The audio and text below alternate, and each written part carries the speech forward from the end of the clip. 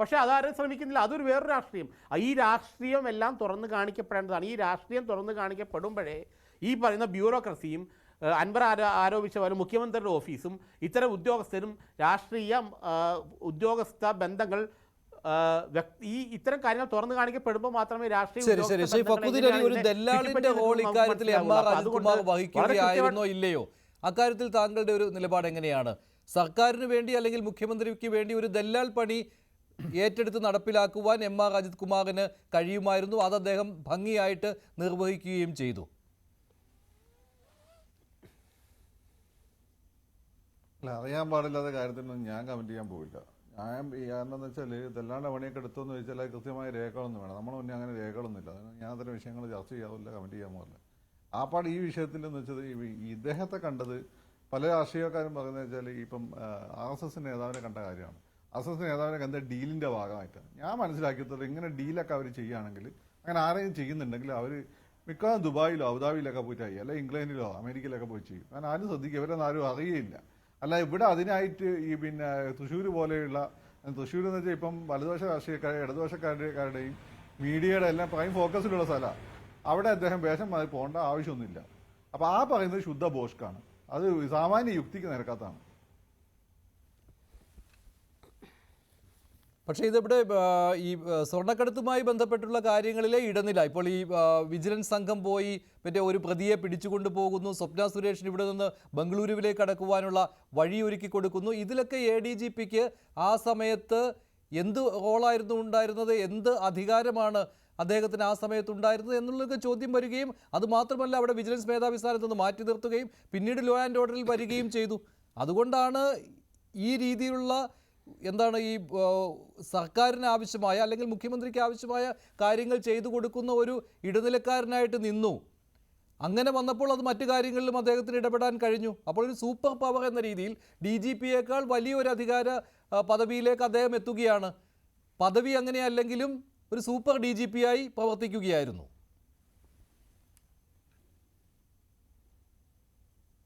അതെനിക്കറിയില്ല.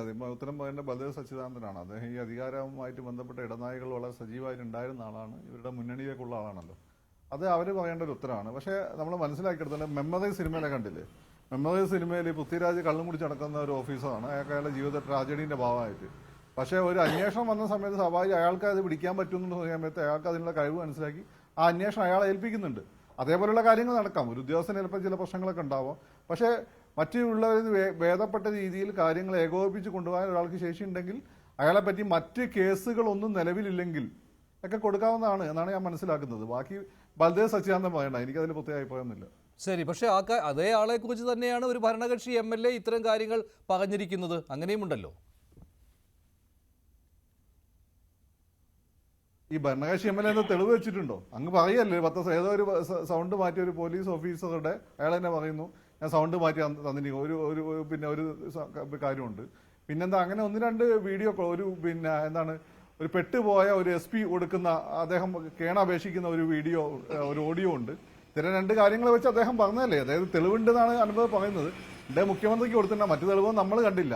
അത് കാണാതെ സ്ഥിതിക്കാതൊന്നും കേസ് പിടിക്കാൻ എന്നെ കിട്ടില്ല.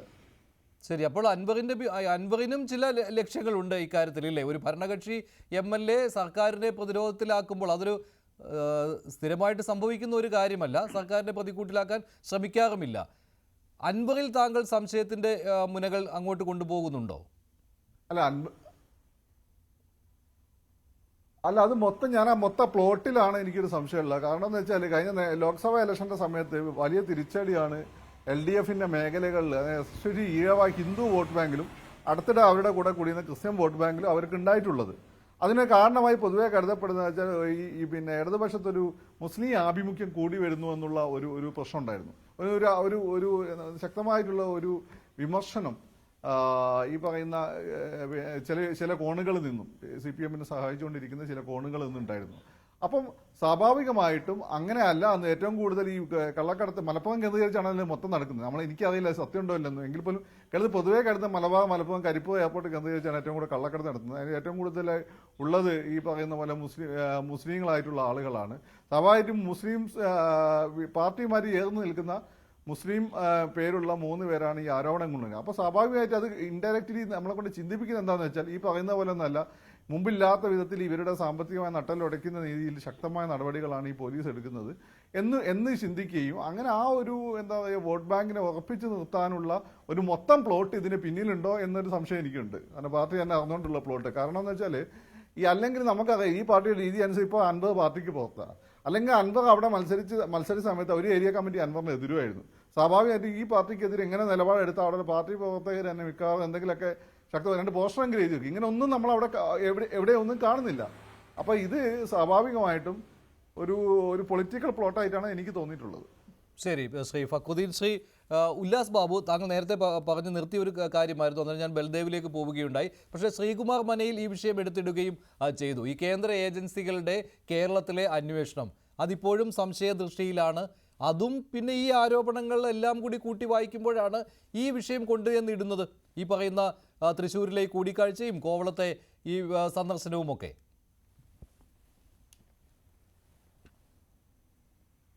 മഞ്ജുഷ എന്താ ഉദ്ദേശിക്കുന്നത്? RSSന്റെ ഒരു ഏറ്റവും വലിയ ഇന്ത്യയിലെ സാംസ്കാരിക സംഘടന നേതൃത്വത്തിൽ നിൽക്കുന്ന ഒരു വ്യക്തി ഈ മഞ്ജുഷിന്റെ ഭാഷ തന്നെ കടർത്താൽ ദല്ലാളായി പ്രവർത്തിച്ചവർ സ്വർണ്ണക്കടത്ത് വേണ്ടാട്ടോ നിർത്ത്, ആ വിഷയം വേണ്ടാട്ടോ നിർത്ത് എന്ന് പറയപ്പെടുന്ന പരിപാടിക്ക് ഇരിക്കുമെന്ന് വരുത്തി തീർക്കലാണോ മഞ്ജുഷിന്റെ അഭ്യാസം? അതൊക്കെ പരിപ്പ് മഞ്ജുഷെ അങ്ങ് വാങ്ങി വെച്ചേക്ക്. അതിലേക്ക് കൊണ്ടുവന്ന് എത്തിക്കാൻ മഞ്ജുഷിന് എന്തെങ്കിലും താല്പര്യം ഉണ്ടെങ്കിൽ അത് എന്റെ വായിൽ വെച്ച് മഞ്ജുഷ തിരുകണ്ട കേട്ടോ. പച്ച മലയാളം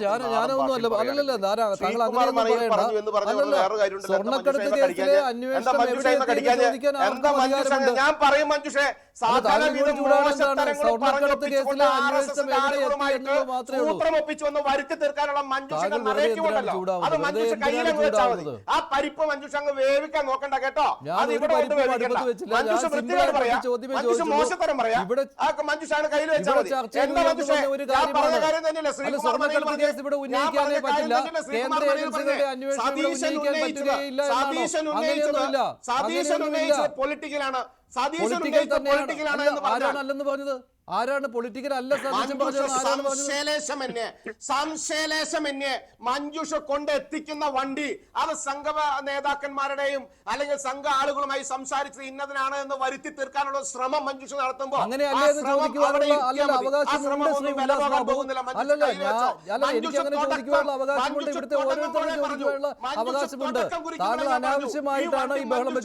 എന്തിനാണെന്നും താങ്കൾ അനാവശ്യമായിട്ടാണ് ബഹളം വെച്ച് തുടങ്ങിയത്. ഈ ചർച്ച വളരെ വളരെ സ്മൂത്തായിട്ട് തീർക്കുന്നതിന് വേണ്ടി ഇതിന്റെ പ്രധാന വിഷയത്തിന്റെ കണ്ടന്റിനെ മാറ്റിക്കൊണ്ട് ഈ വിഷയവുമായി മുന്നോട്ട് പോകുന്ന രാഷ്ട്രീയം അത് ശരിയല്ലെന്ന് ഞാൻ തുടക്കം പറഞ്ഞതിന്റെ അടിസ്ഥാനത്തിലാണ്. ഏത് വിഷയത്തെ മാറ്റിക്കൊണ്ടാണ് പോയതെന്ന് താങ്കൾ പറയണം. അല്ല, ഏത് വിഷയമാണ് മാറ്റിക്കൊണ്ടുപോയത്?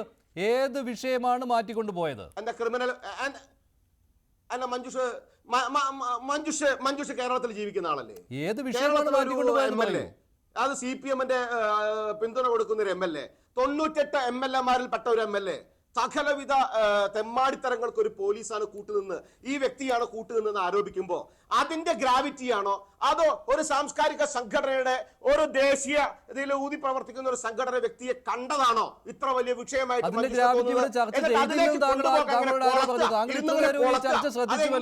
ഈ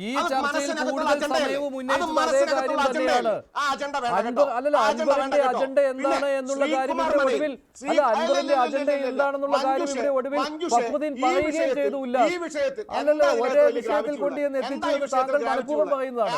താങ്കൾ മനഃപൂർവ്വം പറയുന്നതാണ് ഒരേ വിഷയത്തിൽ കൊണ്ടുവന്ന് എത്തിച്ചു എന്ന്. അങ്ങനെ അല്ല ചർച്ച ഇവിടെ പോയത്.